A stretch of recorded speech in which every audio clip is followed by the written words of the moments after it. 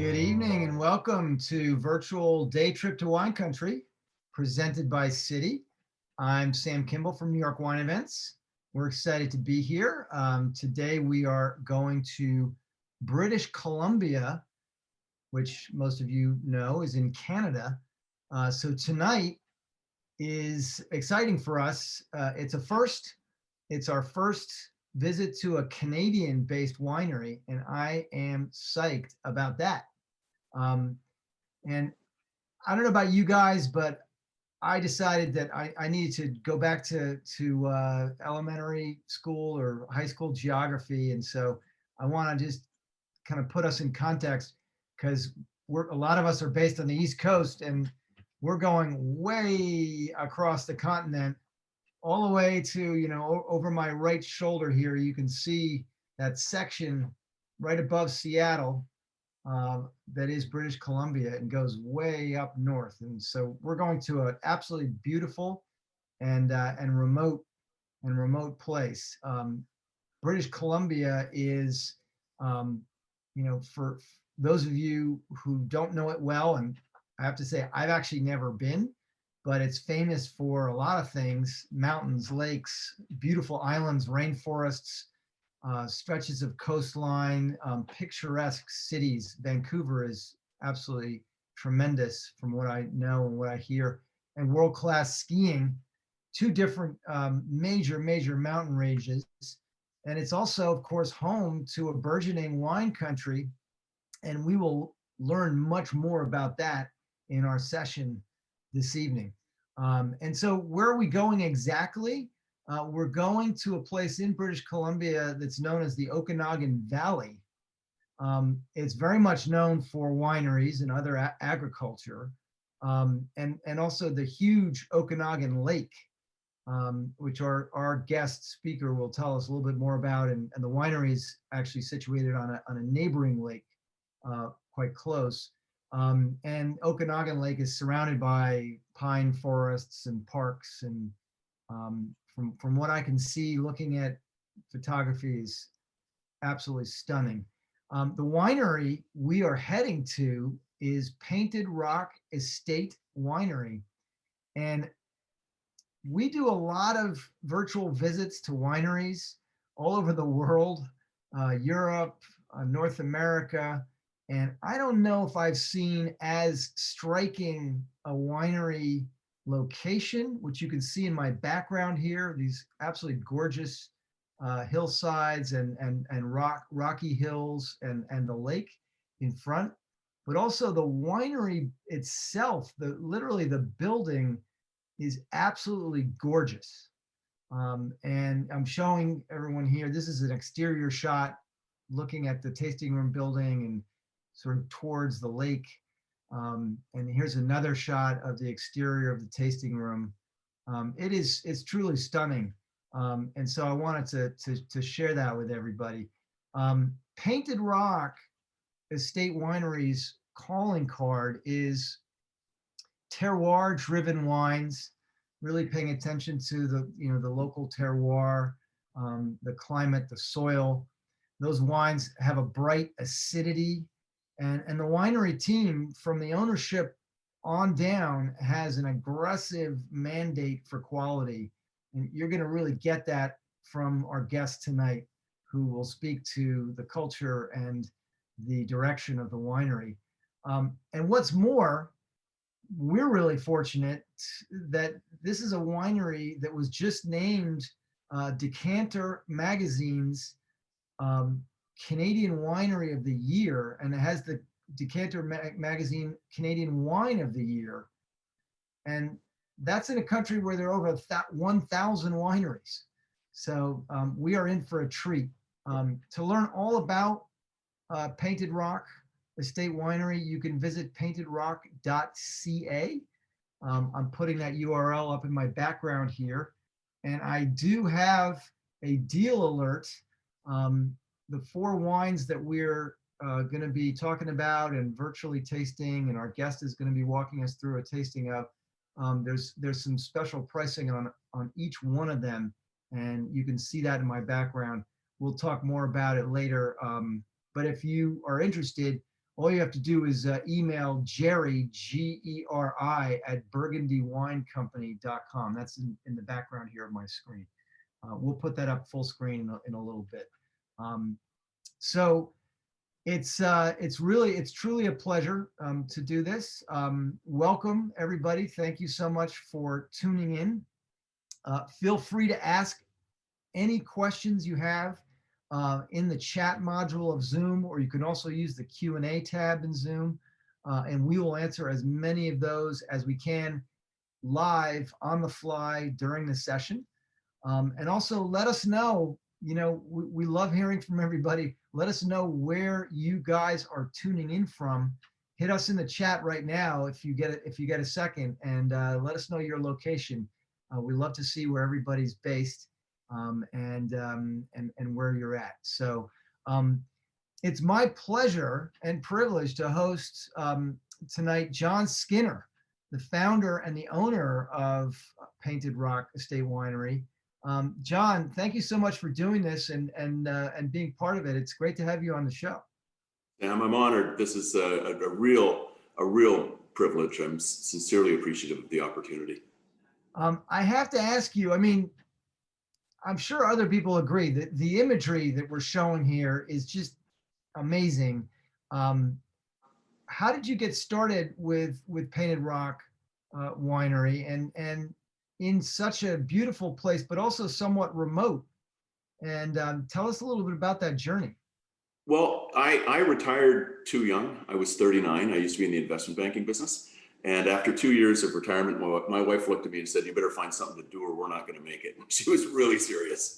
So I have a dear friend of mine is Ray Signorello Winery in Napa Valley. And I watched Ray build his winery through the 80s and 90s. And I was retired in 97. And in the year 2000, I thought the Okanagan Valley has a tremendous amount, it's young. It was really, it needed a more aggressive mandate for quality. It needed to apply the same mandate that my friend Ray was doing down in Napa. And I thought if somebody were to go to the Okanagan and try to raise the bar, there was a lot of room for improvement. So everybody was drawing from the same talent pool. It was really it just needed some improvement. And so I decided one day, I turned to my wife and I said, I'm going to go to the Okanagan and I'm going to buy a winery. So I drove up and I learned within minutes. I think the biggest advantage I've ever had in this journey is know what you don't know. And I immediately realized there are no two properties alike. So I ended up, after a short period of time, realizing how difficult it was going to be. I put together a team, a Napa consultant, a Bordeaux consultant, and an Okanagan consultant. And I said, I want you to find the best terroir in the valley. And 4 years later and 34 different projects that we analyzed later, we found, I said, I'm not getting in unless I can find a 10 out of 10. No 9.5s, has to be a 10. And what we ended up finding was a property that wasn't planted. It used to be the largest apricot orchard in the British Commonwealth, and it was very famous for it, but it had been felled in the late 1980s. So there were 800 stumps on that property. So no one would touch it. And I was the perfect guy. So I just hired somebody to get rid of the stumps very gingerly. We actually peeled the topsoil back, removed the stump, and repaired the alluvial silt layer 800 times. It took a year. Best money I ever spent. So you literally, I mean, you couldn't just take the stumps out and start planting grapes. You had to actually, treat the soil and do work. I was I had top advisors, and they said, okay, you've got two choices. You can bring in bulldozers and you can push them all to that valley at the south and have a big fire and get rid of them. But it's going to homogenize the topsoil into the alluvial silt and it'll ruin the property. Or if you want to do what's right, you peel the topsoil back, remove the stump, you repair it, and you put the topsoil back, and you do it 800 times. Well, I've got a neighbor in the very, very, right over your shoulder. There's a little bit of green below the road. He used to own the whole property, and he's got an acre down there. And a few years after we started, we won a bunch of awards right out of the gate. And he phoned me up and he said, "Hey, John, I'm going to plant my acre. I'm really excited that, it's really working out so well." And I said, make sure it had the same stumps. I said, make sure you do what I did with those stumps. Well, can you see just on the bottom? Well, it's kind of northwest, so top left. There's a little bit of green there. Anyway, a few days later, there's a bulldozer on his property. He bulldozed it.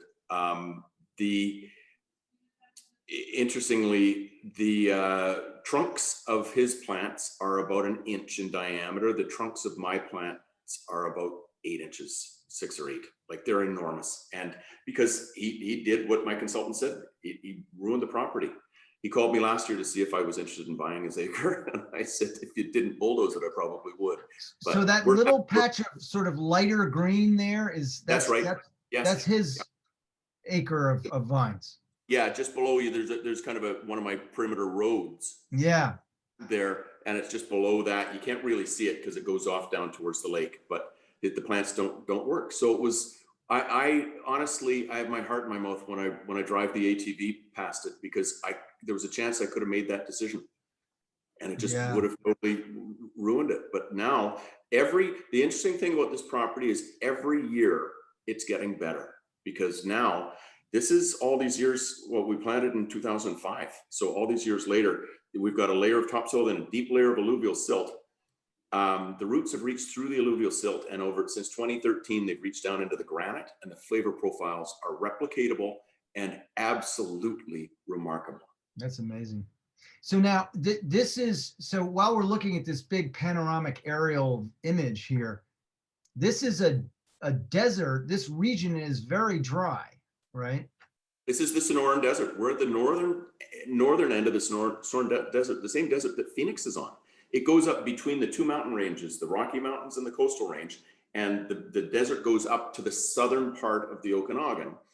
And so we benefit from the same heat, but longer days, because the sun goes down later. So ripening red fruit is not an issue at our place. Like, wow. It's absolutely appropriate for it. But the difference between us and California, I love California wines, but we have cool nights, so we get brighter acidity. So I'm not trying to be California, I'm trying to be Okanagan. And my journey right now is, and the great honor that you're affording me right now, is to get the wines in front of the world and show that we're different, but in a good way.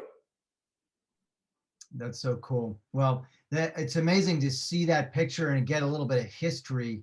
And the lake itself is breathtaking, obviously. By the way, how big is the lake? Now that's Lake Skaha in front of you? Skaha Lake. We're to the south of Okanagan Lake. It's Skaha Lake. It's about 15 miles in length, and we're just at the top third of it. 15 miles. And how deep is that in the middle? Is it a glacial lake? Yeah, it's not particularly deep, but and that's a big advantage for us, because it actually stays warm, and we don't have issues that other wineries have. It's a mitigating thing. When it's exceptionally hot, it cools things down. When it's cool, it warms things up. And the one thing that my primary advisor, Alain Sutra from Bordeaux, said, he was most impressed with the fact that we have about a 6-degree slope all the way down, and we get sun from up top, and we get reflection off the lake. And as we actually face southwest, and as the sun is going down, we get increased reflection off the lake. And so in the front on the left-hand side, those plantings are the hardest to ripen. The Petit Verdot is down there, some Syrah, some Cabernet Sauvignon. Like and we don't have an issue ripening the fruit in the least. Yeah. Wow, that is so cool. We have a question from Nancy. What is the weather like at the winery right now? Right now, we took our last fruit off about the 10th of November. It's not freezing. It's a little above freezing, but hang time is really good. So the last fruit that we took off was some Cabernet Franc. Right now it's probably 40 to 50 degrees, and it's rather dull. So my wife and I don't live in the Okanagan in the winter. We live in West Vancouver. So we'll come back in April. It's just from April until the end of September, October. It's gorgeous up there. Yeah, a lot of sunshine.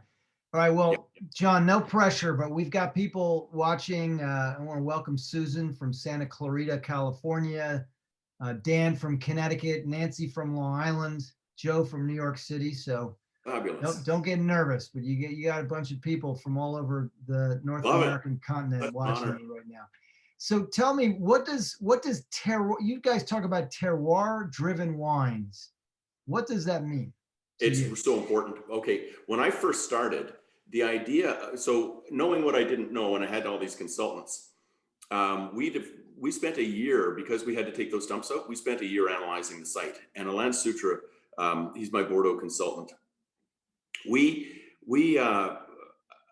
put a weather station in the middle of the property, put heat sensors everywhere. We augured a hole every 3 meters. We know everything about this place, and every clone of every variety is planted for a specific reason. So what I did was, after a year, when I got this planting strategy, we realized we can ripen red fruit. So plenty of strengths. We have a small planting of Chardonnay, but the rest of it is all red, and because it's perfect for it.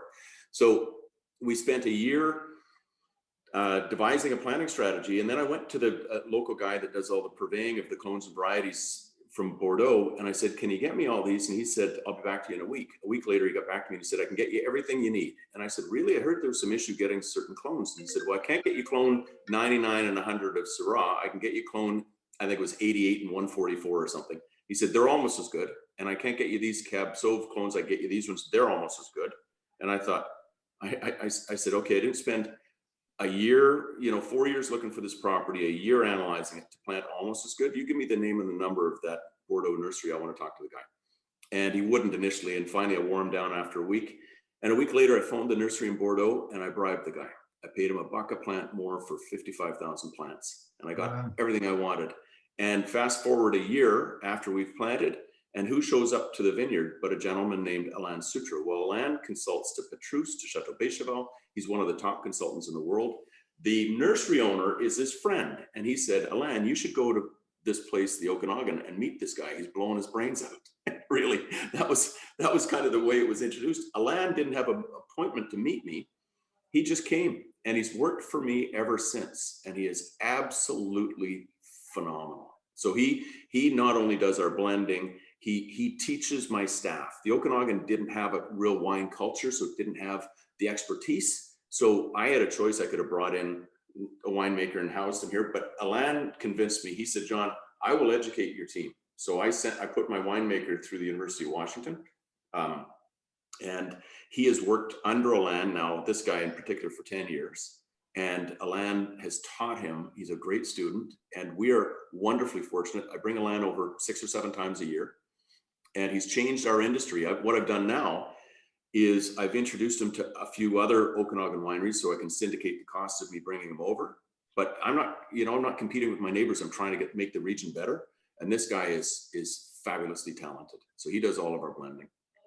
That's very cool. And getting to the terroir note, Alain has been trying to teach me. So I've been listening to him for all these years. He'd been trying to teach me how to discern aromatics in a berry. And it used to drive him crazy that I couldn't, but I didn't understand. How do you get the aromatics when you chew on a berry? Anyway, in 2013, I took a Cabernet Franc berry, and it was on November 3rd.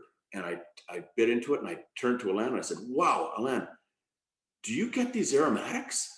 And he laughed and he said, "John, if you didn't get it now, you'd never get it." And he said, "I want you to excavate a trench beside the Cabernet Franc block, and I want to see what's changed year after year." Because we had never done a varietal Cabernet Franc up until then, because it was too linear. It didn't have mid-palate and mouthfeel that would allow it. It was a good role player in our Red Icon blend, but it wasn't a single varietal. Well, in this year, it was completely different. So we excavated a trench beside the planting block, and lo and behold, you could see the roots had reached down into the rocks that year, and that transformed everything. So everything that we do at Painted Rock, except for our blends, which is the Red Icon, and we do a Syrah Cab blend, but everything else we do, every varietal is 100%. It didn't used to be that way. We used to blend a little Malbec into our Merlot to soften the mouthfeel. Well, that homogenizes the terroir messaging. So we don't do it. I want it to be replicatable, and I want it to get better. And we're actually, honestly, we're getting better year after year with age. And there's Alain on the bottom right, all the way in from Bordeaux. Yeah. He's humble and exceptionally smart and has strong opinions. And my team, and that's Gabe, that's learned under him for 10 years.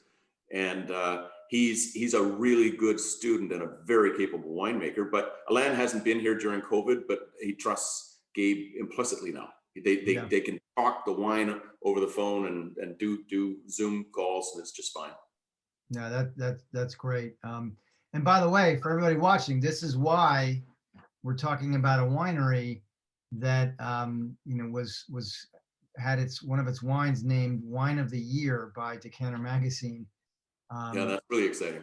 So that's a big deal. You see that the kind of aggressive, how did we say it before? The aggressive pursuit of quality that you guys have. Um, did you, did you start out with a particular philosophy that then evolved over time, or because you do mention like now you've really gone to straight up 100% single varietal wines. Was it always like that, or did you? Yeah, you know what? I got into it. I was a wine guy and I had a pretty substantial cellar. But I was I've got a few of my friends from my previous career who are enormously wealthy. They don't know much about wine, but they have actually cellar consultants that work for them. And I always thought, I want to get my wines into those cellars for my friends. And I want to earn. So it was two things. It was one, I wanted to build something that helped improve the region and aimed more highly. People, I don't know if they knew the name Okanagan, but Okanagan's been world renowned for phenomenal fruit for years, but it just wasn't in the wine industry. And I thought, if the Okanagan can be so internationally renowned for all these other fruit, why can't we produce the finest premium wine grapes? So if we can, I want to compete with the best wines in the world. And I told Alain when I first hired him, he said, well, what do you want to do? And I said, I want to aim, I said, not chest pounding, aspirationally, simply aspirationally, I want to be amongst the best wineries in the world. And that's just a mindset.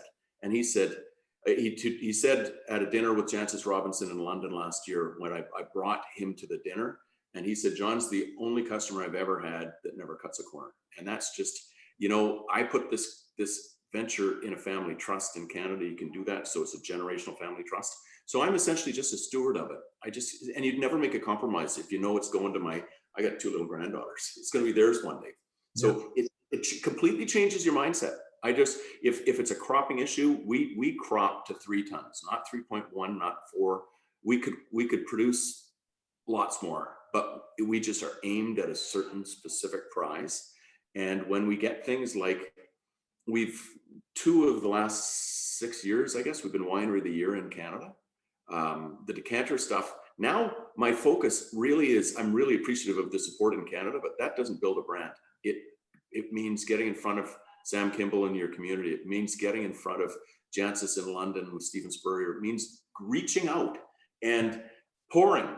I don't try to sell it. I just reach out and pour it, and then let you guys make the decisions. Are you liking what you're tasting?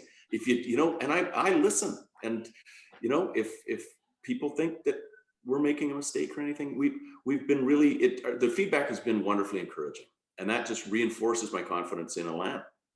Well, I think too, I want to share this with everybody watching. The fact that, can I say how many wine club members you have? Sure, that's fine. The fact that you guys have literally over 3,000 wine club members is amazing, especially since you're limited to just having wine club members in Canada by law. You can't ship the wine from the winery directly to the US. For anybody watching, I spend time with lots of different wineries. That's a multiple of the largest size wine club that I've known about. There's some in California that some of the famous wineries have large wine club membership. Yeah, a lot of them cap them and such, but what it enables us to do is it brings us in as a partnership, so we're able to keep our prices down, because we don't employ agencies. I sell all the wine. My daughter and I sell all of our wine, and we have one brand representative in Vancouver who's fantastic. But otherwise, we really, it's, if we can pass that saving on to our club, it becomes, it's just really a very healthy partnership between us. So look, I want to put a question out to the audience. Those of you watching, if you can do us a favor and answer in the chat. If you have had a Canadian wine, question 1, it's a 2-part question. And question 2, if you have had a wine from Painted Rock Estate Winery. just curious if anybody, what is the composition of our audience tonight? Because I think, one of the things that's neat about this experience that we do with the virtual tastings, John, is that we get to introduce or help people discover new sources of great wine, and also there's a whole element of wine education. No, So there's a couple questions coming up in the chat. So most folks have not had Canadian wine or painted rock. We have one person who's had ice wine, which obviously you Americans are very familiar with ice wine because it's been somewhat popularized in the U.S. But there is a critical question that's come up in the chat. I don't know if you can see it, John, but Joe says, you just mentioned the fact that wineries in Canada cannot ship directly to the U.S. How do we get these wines in the U.S.? And the answer is burgundywinecompany.com. And I'm gonna put in the chat, hopefully I spelled this correctly, the email address for the person. Burgundy Wine Company is in the U.S. and can sell and fulfill the orders for wines from Canada and other places, and in particular, Painted Rock Estate Winery. Is that right, John? Yes, yeah, and well, I had intended pre-COVID. I had actually sent wine to Greffage in New York because I was going to come and try to launch in New York. It's such an important market. We've got a really good toehold in London right now, and now it was time to get into New York. So I've got the wine sitting there, and then COVID happened. So so now I'm unable to go. So this opportunity to do it virtually is remarkable. And as I mentioned, you'd mentioned the wine club. We sell out. It's not the idea of I need to be in New York to earn a brand, to earn the respect of the international community. I'm not sitting at home waiting for them to come and find me. It's your market is it's the most important of the world. So yes, we will make sure there is wine there to be able to get in front of people and let people experience it firsthand. And yep. we try to be, with the Canadian dollar, it makes us very price competitive because Canadian dollar is so weak and the US dollar is so strong. So just so everybody knows, Burgundy Wine Company is a retail store in New York City, which can ship to almost all the states in the USA, as far as I know. Is that right, John? I believe so, yeah. Let me share my screen. I just want to show everybody. This is Burgundy Wine Company's website. So it's very easy, burgundywinecompany.com. And if you email Jerry, Geri, I put her email address in the chat module in Zoom. If you email Jerry, she can hook you up with these wines from Painted Rock. By the way, John, I'd be remiss not to clearly identify what was the wine that Decanter Magazine named the wine of the year in Canada that's from your winery. Which selection? It's our tonight we've got the 2016 Red Icon. That's our signature blend. It's the 2017. And honestly, this is a land's prime. Like he is fastidious. And if you were to do a vertical of all of our vintages since our first vintage in 2007, the Red Icon in its first vintage won #1 red blend in Canada. That was our 2007. Mm-hmm. It won Lieutenant Governor awards. It won a ton of it has done it year after year after year, and it's been incredibly consistent. Now the interesting thing is the blend. This is the wine, yeah. That's right. It's the 2017 vintage, but it's not the same blend every year, but it's almost. We're starting as we get vine age and the roots are deeper. You get replicatable terroir notes. Yep. So now it's the largest percentage is Merlot. It's generally around 40 to 45, 50%. The Cabernet Franc is second, around 20 to 30%. And then the Petit Verdot, the Malbec, and the Cab Sauv round it out. It's quite unique in that regard, but it's just, and year over year, it's just getting better. That's great. Well, I think we have a segue, John, right here to jump into tasting. Everybody watching, let us know. Should we jump into tasting? We've got 4 awesome red wines to try. So I think we should get started. And we're going to start with the Merlot, correct? Yep, absolutely. All right. You got all the wines there with you. I do. This is the 2015 Merlot. Again, as I mentioned, this is it's 100%.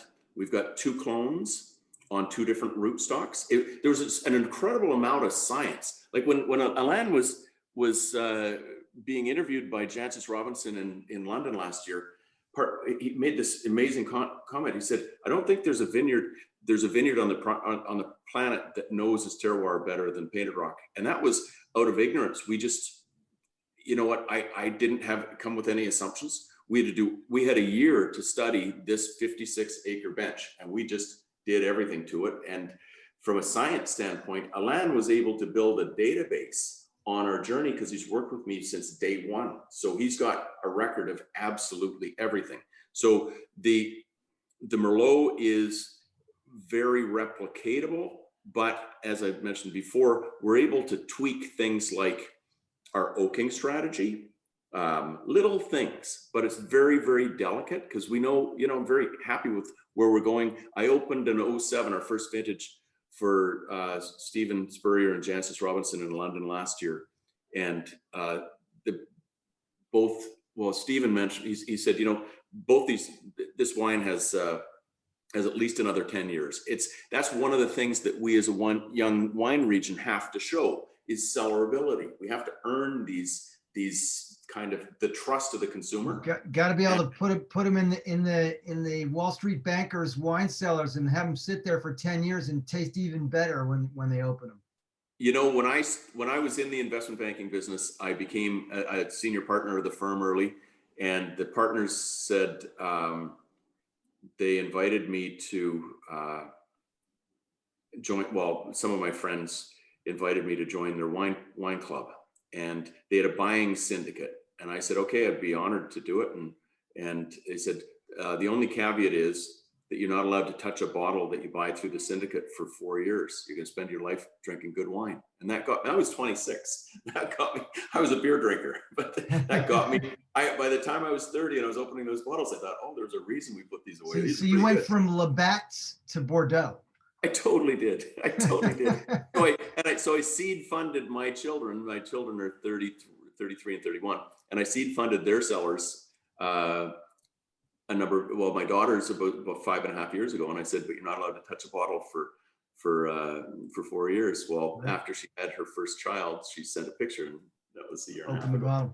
So now this Merlot, yes. What are the tasting notes and what's the perfect meal or dish? Oh, nice. Well, you know what I'm going to do? I'm going to defer a little bit to my daughter, Lauren. She writes the tasting notes. Okay. By the way, I want to set the table for you here. Yeah. 2015 gold medal at the Wine Line National Awards in Canada. 94 points from John Schreiner. 92 points for the 14 and the 13. I mean, this wine is clearly a star in your portfolio. It's in keeping with our portfolio. Generally, this place works, and this is an anchor tenant. It's the most reasonably priced of anything that we produce because we produce more of it. Like in the case of the Cabernet Franc, we only produce 500 cases. It's small, but with the Merlot, it's generally around 2,000 cases. So we're able to maybe a little less, 1,500. Some of it, it's a good part of the Icon blend, but it's just a really reliable anchor tenant. And it's, of all the wines that we produce, it's the most generally, you were talking about pairings. Well, it pairs beautifully. It's very soft but it has real structure. So any meats, you'll when we get to our Syrah later, you'll see like that's a very peppery, pairing with different things. You have to be kind of specific with it, but the more general, this is very malleable. Yep. Cool. And what's your favorite thing to eat with this wine? What's my favorite thing? Well, I've just taken to, in COVID, I've become a really crummy chef, and I'm making some really, really nice pasta dishes, and it's generally pairs really, really nice with the Merlot. Excellent. So pasta with the Merlot. All right. So should we go on to wine number 2, which go on to wine number 2. I think is the Cabernet Franc. Yeah. Cabernet Franc. Yeah. And most interestingly, in all my international travel, as I said before, my philosophy is don't sell the wine, pour it. And this Cabernet Franc, I didn't realize how rare it is to produce a Cabernet Franc with bright acidity. When I got the wine into Le Chapon-Fin in Bordeaux, it's the #1 restaurant in the heart of the city of Bordeaux. The wine director there, the chef sommelier, I think there are 5 sommeliers there. He said he didn't want to taste it. He said, we'll only buy Cabernet Franc from 4 regions of the world because it has to have bright acidity. And I said, would you just indulge me? And he said, yeah, why not? I like the other wine. So I poured it for him. And he lived with it for the longest 5 minutes of my life. And then he tasted it, put his glass down. He said, we just found our 5th region. And that means a lot. It's on the list at Le Chapon-Fin in Bordeaux. It's on the list at the Clove Club in London, which is the #1 restaurant in the city of London.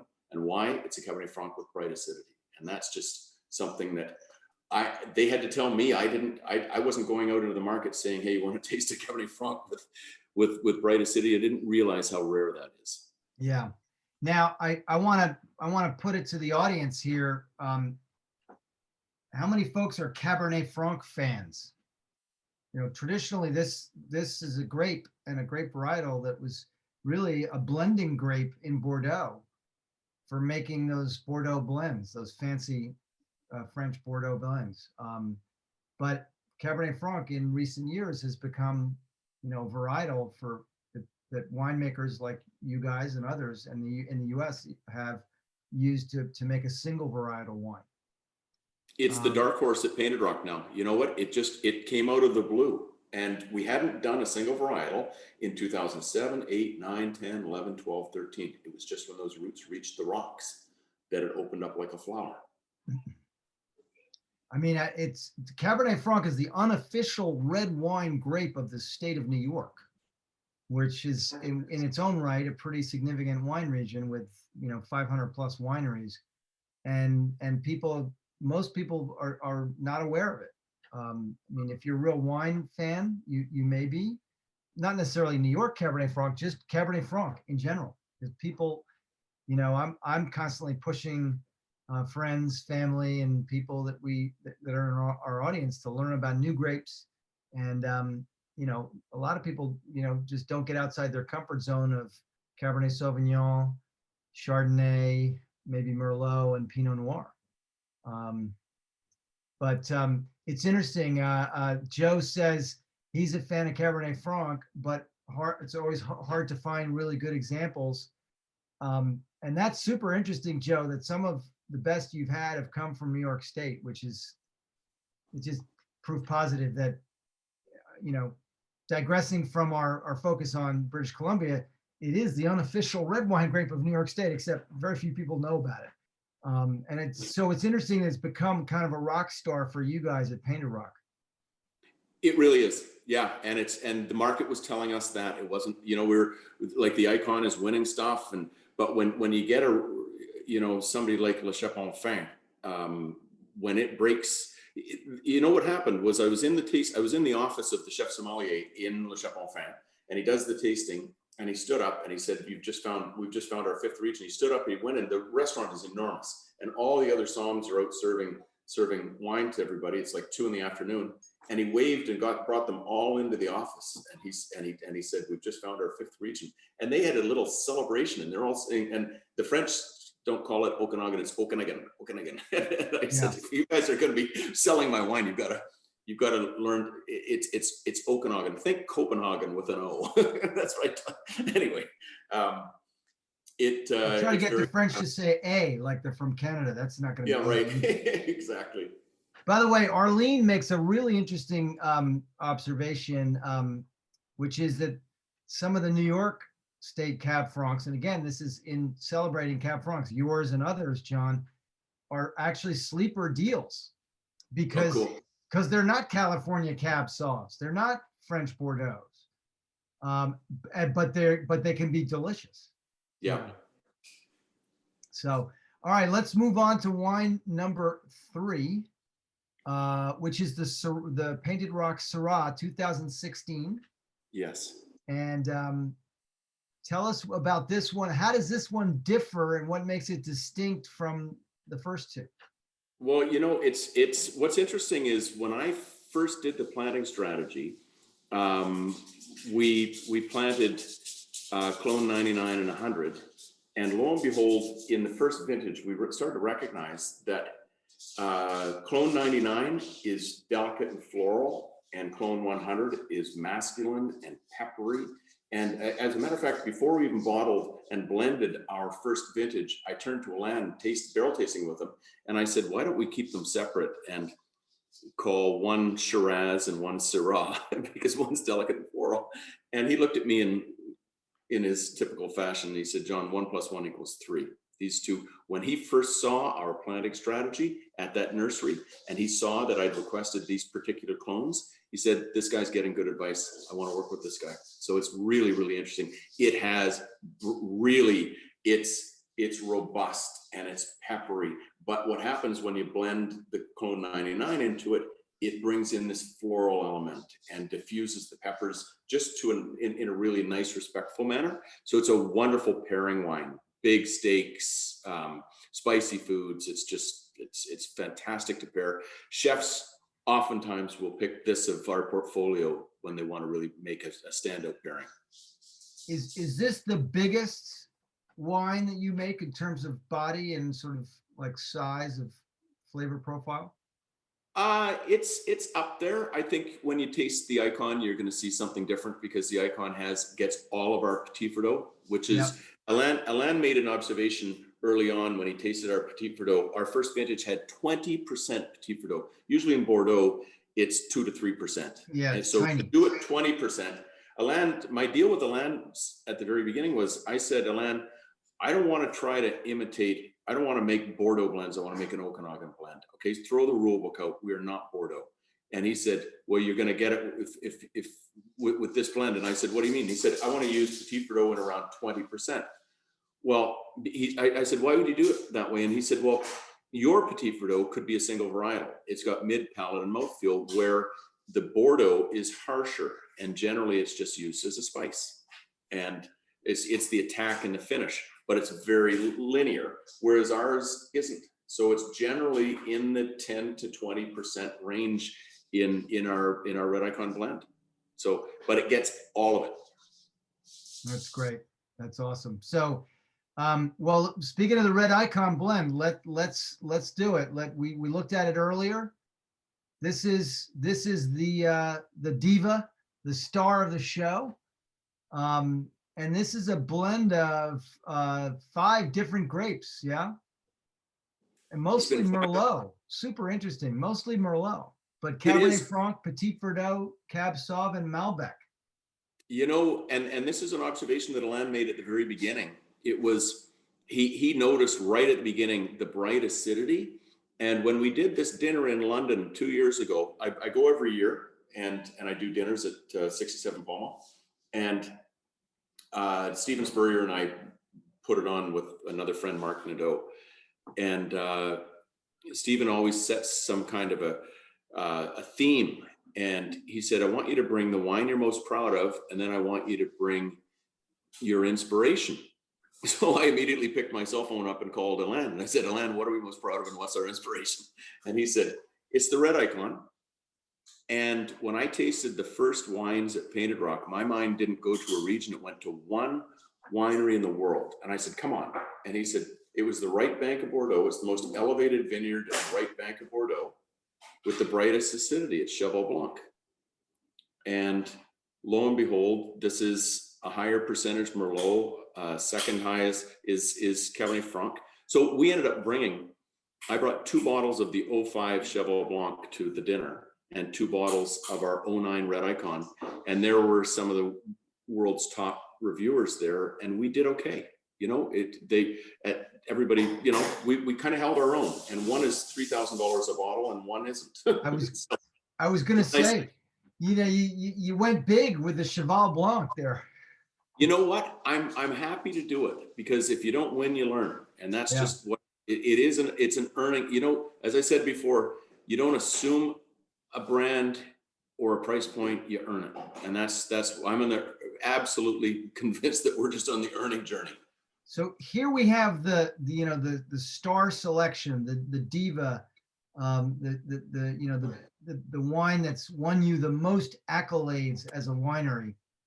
What's the perfect food pairing for the Red Icon blend? Oh, that's nice. That's a great question. Come on, John. These are not trick questions. You knew they're these not, were coming. but I know, but I see them in so many. I work with so many chefs, and I see so many most interesting combinations that they come up with. Like, don't think, just answer. What, you know? Well, it's your last meal, and you're having the Red Icon, meal, and you've got to have food with it. For me, it's going to be a steak. Honestly, it just is. Yeah. All right. I mean, listen. Yeah. I think I've said that with all of them, but the Cabernet Franc's the exception. That Cabernet Franc, I've seen some pairings with the Cabernet Franc and duck that is just spectacular, and that's just, again, because it's more elevated acidity and brightness, and really handles it. Well, let's put all 4 of them up on screen. So I want everybody to see the 4 wines here. And I have another question for you. And maybe this is one that Tony can help answer, but or not. So what I was just when we were looking at the Burgundy Wine Company website, I actually searched on their website for Painted Rock, but it didn't come up. And so it's important, I think, but correct me if I'm wrong, John, to if anybody watching is interested in these wines, to email Jerry at Burgundy Wine Company. Yeah, perfect. Because as far as I know, they have not been they're not visible on their site, but they do have the wines in their inventory. She's got a relationship with Tony has a relationship with Greffage, and Greffage is storing it and distributing it right now. So so this is, for everybody watching, these are the 4 wines that we just went through, and that John gave us the guided tour and a little bit of a virtual tasting. And if you're interested in any of them, email, as you see on screen here, Jerry at Burgundy Wine Company. They do have them in stock. They're just not visible on their website. And I think that you will be pleasantly surprised. A winery like Painted Rock this is very early days for a winery that is making quite a name for itself in a relative to other parts of the world, unknown region for winemaking outside of Canada. And so I think this is kind of a nifty pickup. If you're interested in and you love red wine, these are some particularly great selections. I know for me, I'm gonna, as soon as we're done, John, I'm gonna call Tony and make sure they put aside a bottle of the Red Icon for me at Burgundy Wine Company. Oh, they better.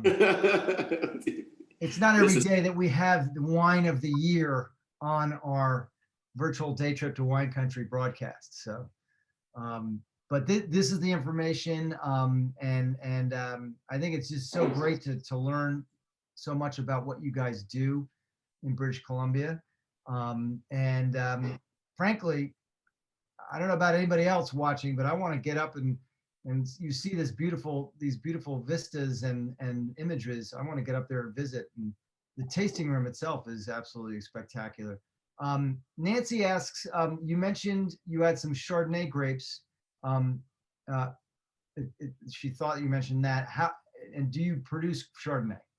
We do. We produce a wonderful Chardonnay. We don't produce enough to export, unfortunately. We produce about 500 cases. It's the only white that we produce, and it's interesting. There's the northern part of our vineyard borders a creek, and there's only one cool part on our vineyard because there's a cool breeze that comes down from the mountains behind us, and that enables us to produce just a gorgeous Chardonnay on this one little planting block. But it's only about 500 cases. That's awesome. And is it a stainless steel fermented, or is it do you do oak aging? Oh, it's about 7 months in oak. So it's people say, is it oaked? I say respectfully, like I had some really top people from an owner of Montrachet Vineyard came in last year, and he ordered 4 cases and shipped it home. So that was a really nice compliment. That's I gotta tell you, I must be like living in an alternate reality in terms of time and place, but there's such a rage and popularity of stainless steel fermented Chardonnays and Sauvignon Blancs. When I find an oak aged, secondary fermentation, malolactic fermentation Chardonnay that's really good, it's got that beautiful buttery vanilla flavor. I mean, that is just heaven to me. Yeah. And everybody's like, oh no, I like the stainless steel. And the stainless steels are great, especially if you pair them with seafood and do something cool. But I think that you heard it here first, John. I think that the oak aged Chardonnays are receiving the same unfair treatment that Merlot received in the movie Sideways 10, 15 years ago. That's so a good there point. you have it. I said it.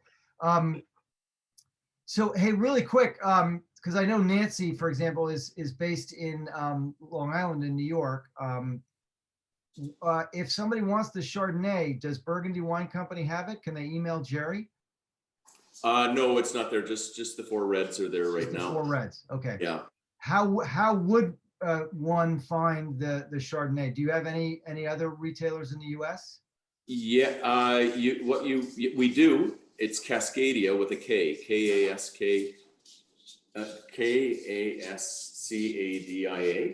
in California, and VJ is fabulous, and she ships all over the U.S. as well. I just put it in the chat. Cascadia Wine Shop. I'm making Yeah, she's no, and honestly, the owner is just fabulous. She's really helped us get a good toehold in the California market, and now we're trying to get in New York. Nancy, you and I were both going to order a bottle of the Chardonnay, and we'll have it shipped here to Long Island because I'm based on Long Island as well. So that's awesome. Excellent. Well, listen, John, this has been a total pleasure. I hope that you remember when I show up at the winery next spring in May that we talked about my coming. You're coming.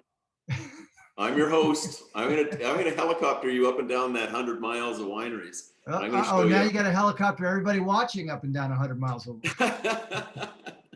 I want you to see it in a pleasant manner, and we're a long wine region, but to me that just it creates opportunity for the region. We're not all in one tight area, so Pinot Noirs and Germanic varieties work in the north, and the bigger reds in the south. So it's something to come and experience. No, that's great.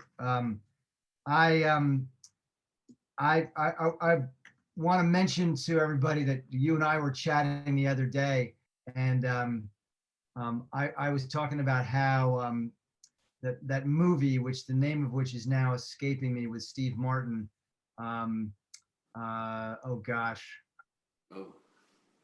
Trying to remember it. It's anyway. Roxanne.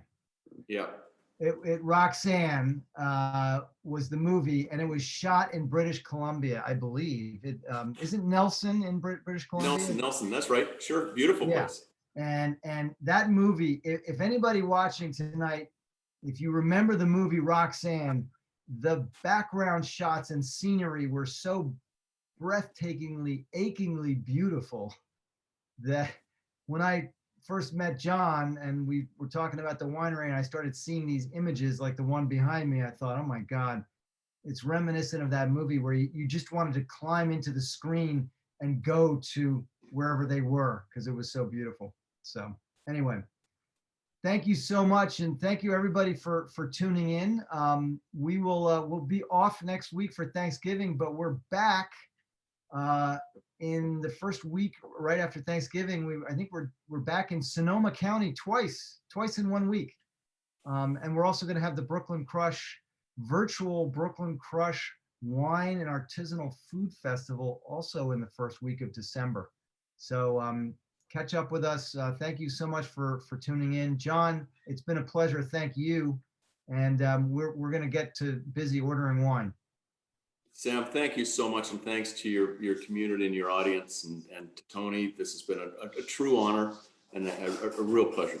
Really appreciate it. Thank you very much to Tony. And thank you everyone who participated and asked questions. Great audience tonight. Everybody stay safe. We'll see you soon.